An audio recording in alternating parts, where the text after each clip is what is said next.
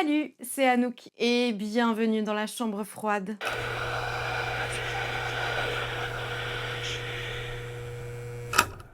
Dans cette vidéo que vous m'avez encore plus demandé, je vais enfin vous faire part de mes plus grosses déceptions des films d'horreur qui sont sortis en 2024. Ceux évidemment sortis au cinéma, mais pas que, sur les plateformes ou en festival. Mais bien sûr, il y a des films que je n'ai pas vus, je ne les ai pas tous vus, pour la simple et bonne raison que même ma curiosité n'a pas su dépasser. Je vais essayer d'être très concise sur tous les films, parce que bon, en même temps, il y en a vraiment, j'ai pas grand chose à dire. Et tu as compris, de toute façon, ce ne sont pas des films que je te conseille. Mais bien sûr, on ne peut ne pas être d'accord sur tout, et c'est juste pas grave. Ce flop reste mon flop, mais par contre, je suis très curieuse de savoir le tien, donc partage-le en commentaire. Bon, allez, on va pas tortiller pendant 20 ans, c'est parti pour cette vidéo flop film d'horreur sorti en 2024. Et on commence par mon flop 10 et c'est Abigail de Matt Bettinelli-Olpin et c'est un film qui nous vient des États-Unis. C'est avec une danseuse étoile de 12 ans qu'on se retrouve dans ce film. La jeune fille se fait kidnapper pour une très grosse somme d'argent, mais cela va bien évidemment pas se passer comme prévu. Bon, on commence par un film qui, je sais, a pas mal plu. Et vu qu'il est dans ce flop, tu penses bien que pas du tout à moi. Évidemment, c'est pas le pire film que j'ai vu dans ma vie, mais il faut dire qu'il a même pas réussi à me divertir. Ce qui explique sa place dans ce flop, pour moi, bien mérité. En deux mots, l'incohérence, le rythme inégal et mal géré, les actrices plats, l'intrigue prévisible et pauvre m'a complètement perdu et fait décrocher dès les premières minutes. J'ai aussi détesté plein de phases, dont la fin. En bref, je n'ai pas eu du tout de plaisir la première fois et encore moins lors de la préparation de cette vidéo. Désolée pour celles et ceux qui l'ont kiffé. Et en 9e position de ce flop, j'ai choisi The Exorcism de Joshua John Miller et c'est un film qui nous vient aussi des États-Unis. Dans ce film, on est avec un acteur en fin de route qui accepte le rôle dans un film d'exorcisme. Mais la fiction va dépasser la réalité. Bon, alors là, quand j'ai lu le synopsis et j'ai vu de quoi ça parlait, je me suis dit, mais yes, top, ça a l'air assez cool. Il faut dire que les films d'exorcisme, c'est très compliqué d'y mettre beaucoup d'originalité, donc je me réjouissais vraiment de regarder celui-là. Et oui, mais très vite, en fait, ben non, en fait. Vraiment, non, non, non, non, non. La première minute et demie m'a beaucoup plu et m'a semblé très prometteuse. Et en fait, ma chute fut longue, ennuyeuse, douloureuse. J'aime bien Russell Crowe, mais en fait, c'est la cata à chaque fois. L'atmosphère, le jeu, la mise en scène, l'histoire et la tension n'a pas pris une seule seconde sur moi. Une déception pleine de clichés et de bons sentiments mal amenés que j'ai vraiment pas du tout aimé. Et si tu te demandes pourquoi il est à cette position et pas plus bas, c'est pour l'idée, les 2 minutes très cool et 2-3 scènes que j'ai trouvées potables. Voilà, j'ai pas plus à dire.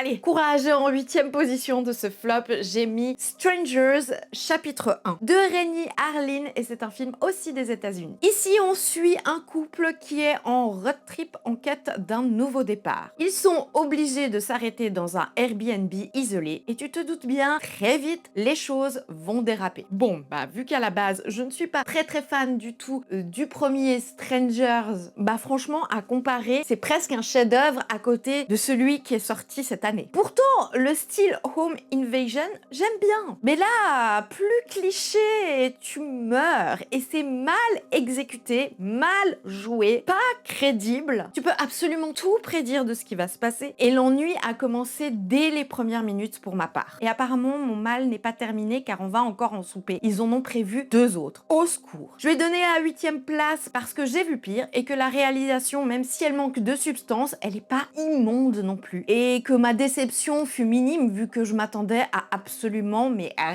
rien du tout.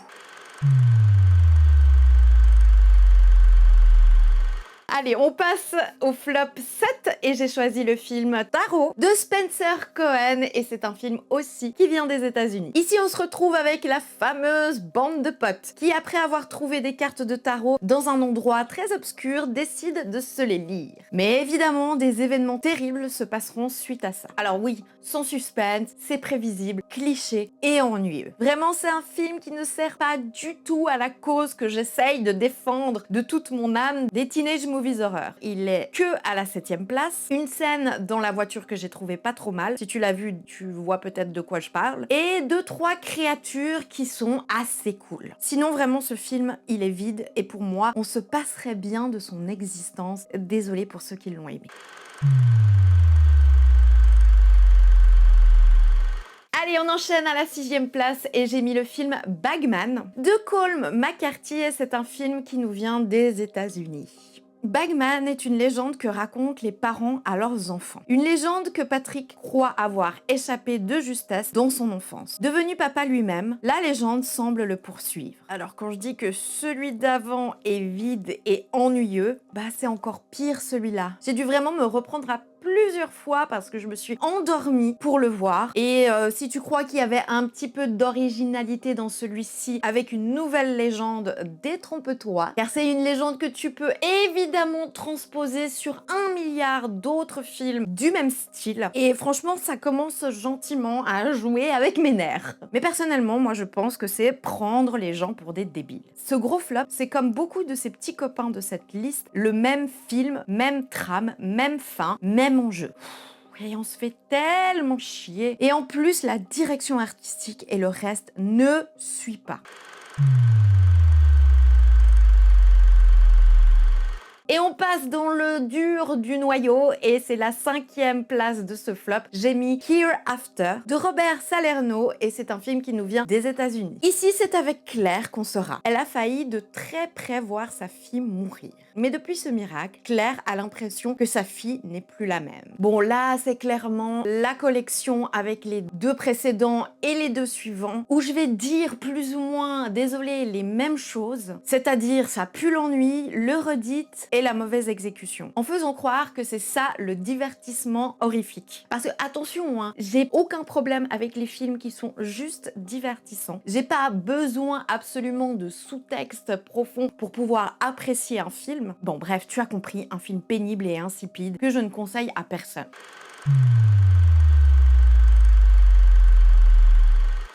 Et on passe, allez, au flop numéro 4 et c'est Night Swim de Bryce McGeer et c'est un film qui nous vient des États-Unis. Ici, on est avec une famille qui emménage dans une nouvelle maison. Le papa veut reprendre sa carrière dans le baseball et il persuade toute la famille que la piscine qui se trouve dans le jardin sera parfaite pour sa rééducation et pour ses enfants. Mais cette maison cache un lourd passé et ils vont sans le vouloir réveiller une force malveillante, tu l'as compris, dans la piscine. Pardon, je commence à perdre patience, mais premier degré, je vous jure, quand je parle de ce genre de film. Donc là, on est dans un film avec une piscine hantée. Attendez, c'est pas là pour moi qui est le problème, parce que pourquoi pas? C'est original. Je me suis dit, bon, une piscine hantée, jamais vue. Allez, je veux bien, mais tu penses bien que non. J'ai eu l'impression de passer dans le train fantôme le plus naze et pénible qui existe dans ce monde. Vraiment, j'avais envie qu'on me sauve de cette salle de cinéma. Et franchement, je suis désolée pour toutes celles et ceux qui l'ont aimé. Et je vous le dis avec tout mon cœur, vous méritez mieux. Le fun est inexistant, une direction artistique médiocre, une réalisation bâclée. Et mon Dieu, les acteurs et les actrices qui ont sûrement été très mal dirigés, mal faits pour eux. Enfin bref, une énorme bouse à mes yeux que je ne recommanderais mais vraiment à personne. Oui, je sais, je passe très vite sur tous les films, mais en même temps, est-ce que ça vaut vraiment la peine de développer plus? Je ne crois pas. C'est déjà l'heure du podium. Et en numéro 3, j'ai mis le film, là, il n'y a plus de filtre, hein, L'Aïe du mal de Chris Weitz. Et c'est un film, évidemment, qui nous vient des États-Unis. Ok, alors là, on se retrouve chez une gentille petite famille qui est sélectionnée pour le test d'une toute nouvelle technologie. Une IA extrêmement performante. La famille vit sa best life avec elle lorsque les choses partent en vrille. Tin, tin, tin. Bon, je pensais qu'on avait atteint le summum dans l'année de la merde avec Night Swim, mais c'était sans compter l'Aïe du mal, dans le même style que je vais appeler la catégorie Blue Mouse. Je me fais du fric en prenant l'argent des ados et surtout en les prenant pour des gros cons. Eh bien, je crois qu'il n'y a pas de mot assez fort pour décrire à quel point j'ai eu l'impression de me faire rouler dans du caca. Et en plus, je suis sûre qu'ils ont eu un bon budget pour ce film. Donc tu l'as compris, c'est une histoire sur l'intelligence artificielle qui aurait été sûrement mieux écrite par ChatGPT. Oui, Anouk, c'est bien moi qui a écrit ce film et c'est pour ça qu'il est si nul.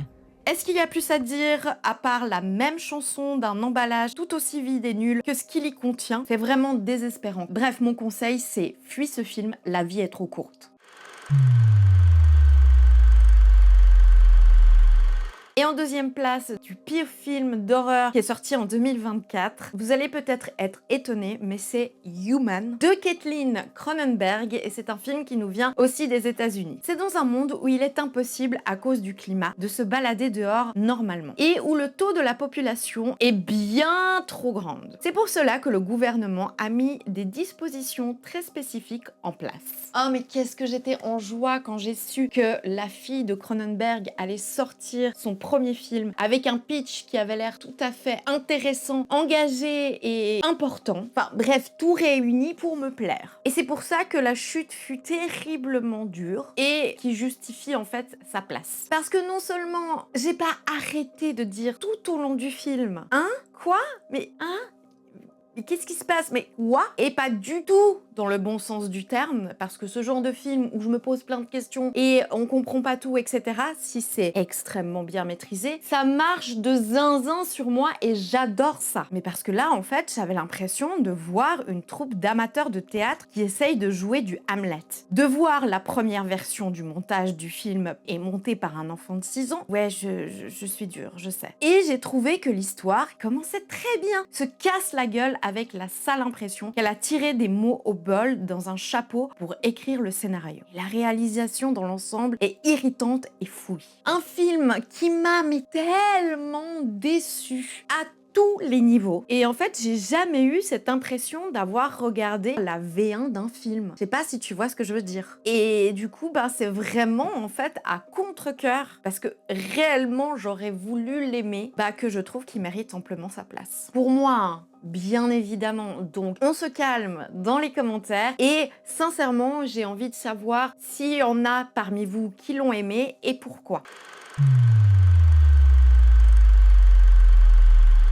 Et le premier de ce classement, je respire déjà parce que il me fait un effet, mais je pense que pour celles et ceux qui connaissent très bien le contenu, vous savez très bien duquel je parle. Je vais arrêter le suspense, mais... Et c'est Speak No Evil, donc le remake de James Watkins et qui vient évidemment des États-Unis. Ici, il y a deux familles qui se rencontrent en vacances et l'une d'elles invite l'autre à passer un week-end chez eux. La visite tourne au cauchemar.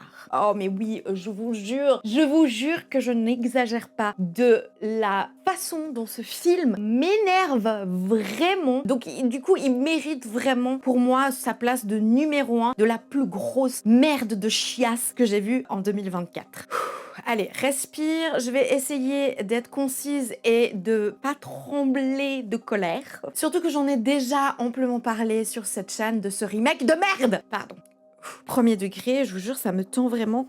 Donc pour faire court, pour celles et ceux qui ne le savent pas encore, c'est le remake du film du même nom, sorti seulement en 2022, réalisé par Christian Dafdrup et qui nous vient du Danemark et des Pays-Bas. Et celui-ci, et uniquement celui-ci, il est formidable. Et je pense que c'est ça qui m'a profondément fait sortir de mes gonds.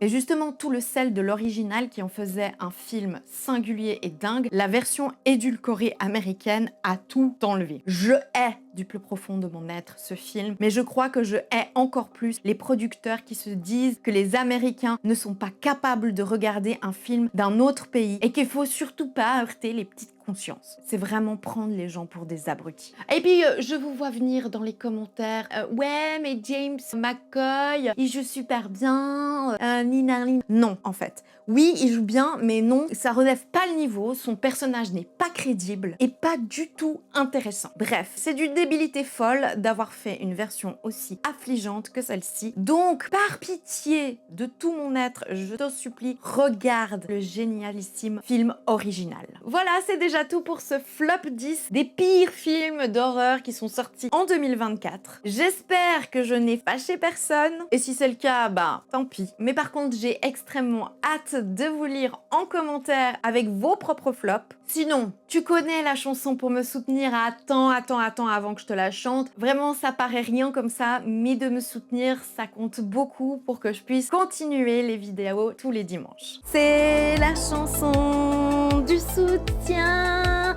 Merci à vous de liker la vidéo et de vous abonner à mes réseaux. Yeah, yeah, yeah. Merci, merci, merci, merci. Mais surtout, n'oublie jamais de vérifier dans quel hôtel tu descends. Ciao. Nice, eh? This is a fucking hostel? Look at the paintings, man. Holy shit, fire.